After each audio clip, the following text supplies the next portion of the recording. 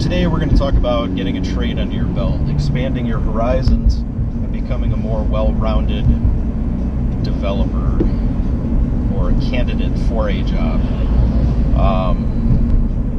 One of the things that can set you apart, especially if you haven't even graduated high school yet,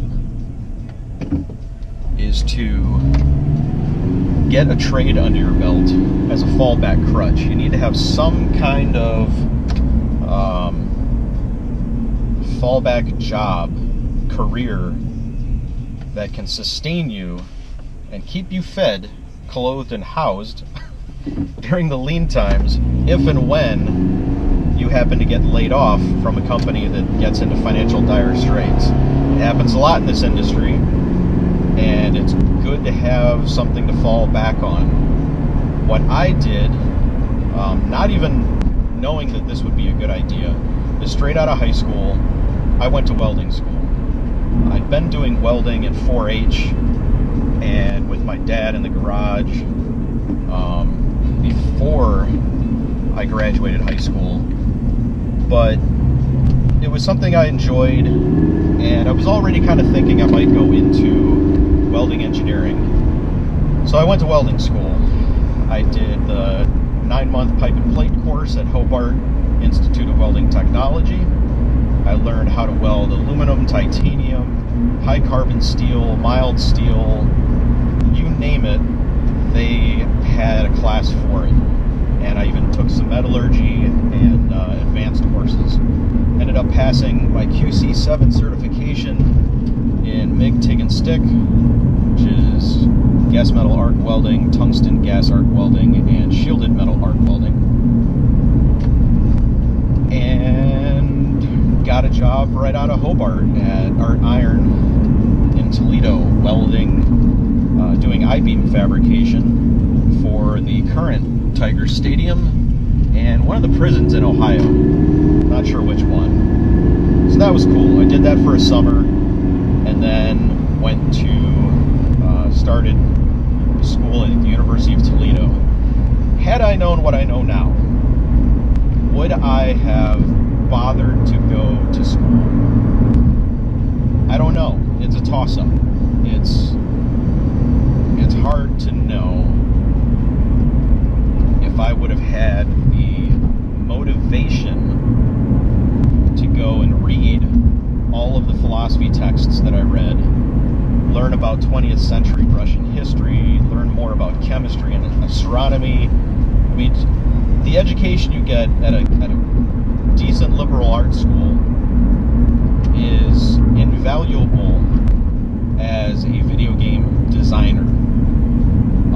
As an artist, it may not be so much. It's still good to know how things are made, how things are constructed, and be able to recreate reality when necessary. Like if you're working on Call of Duty, you want to know how guns are constructed, how buildings are constructed. So if you ever have to do, say, some big special effects thing where a building has to collapse, you should know how those I-beams are going to fatigue and bend and fail, how the concrete is going to burst and crumble, and like just that kind of basis in reality is invaluable.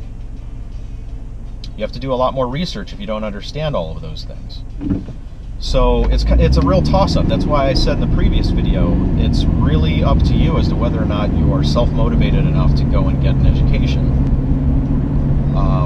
But regardless, whether you get a video game full-on 4-year university schooling and post-grad and really know your stuff when it comes to editors or making art or programming, that's one thing. But if you're not a well-rounded candidate with other stuff outside of what video game industry stuff you know, if an HR manager is looking at your resume compared to somebody else, and they want to hire a writer, and all you have on your resume is I went to school and got a diploma, a piece of paper that says I know how to write. Okay? But how are you going to make compelling stories if you have no life experience listed? Like I did my intermediate language requirement for college in Costa Rica.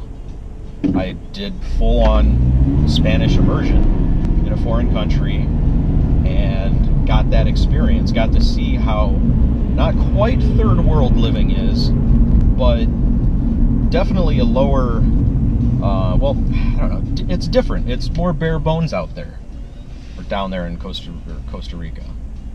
But they've got a lot of nature down there. They've got like live, just,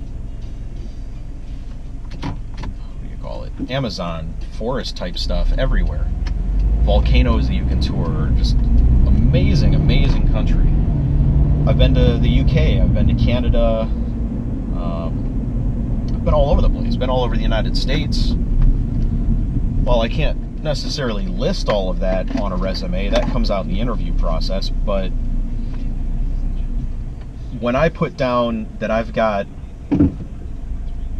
QC7 certification in welding, and people see I'm a designer, they're going to go, damn, this person knows how buildings are manufactured. When I put down that I studied with Ron Fournier to learn metal forming and how to make motorcycle parts and car parts out of aluminum, then they go, well, damn, this guy knows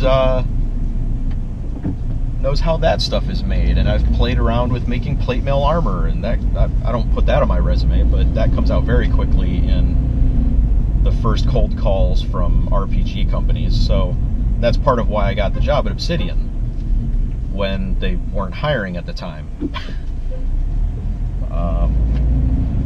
It's those little details of your life experience that make people go, wow, this person is interested in stuff beyond what they're working on, and they're going to be a lifelong learner, expand their horizons, and bring a perspective to our development team that we are possibly lacking right now, or maybe need a little more diversity. So personally, that's what I look for in candidates, especially for design, especially if you are not a junior and you're out of your 20s. I definitely want to see that you've got some kind of life experience beyond school. And I think a lot of companies, it becomes very attractive. Having a degree is helpful. It looks good. But having a wide breadth of life experience, certifications in different fields, and cross-discipline training. Like I started out in computer science engineering at the University of Toledo and switched to art and philosophy as a double major. So before I went to design school at Southern Methodist University, the Guildhall, I already knew some programming. I already knew art because I did photography, film photography, digital video, web development, sculpture, life drawing, like every art class that was available short of ceramics, glass blowing, printmaking. I think that was it. Like I pretty much took everything else while I was in art school. So when people see my resume, they're like, well, holy crap, this person has a good grasp of at least basic programming, definitely knows a lot about scripting, has an art school background, and has a professional graduate level education in design on top of his 7+ years in the industry with over, God, I lost count of how many titles because all the DLC counts. So anyway, probably over 10 titles at this point. So not tooting my own horn, but if you want to have longevity in this industry, if you want to be an attractive candidate straight out of the gate, say you're in junior high or high school right now, and you want to get a job in the industry, explore. If you are into something like making model rockets, if you're into that, awesome. Explore it.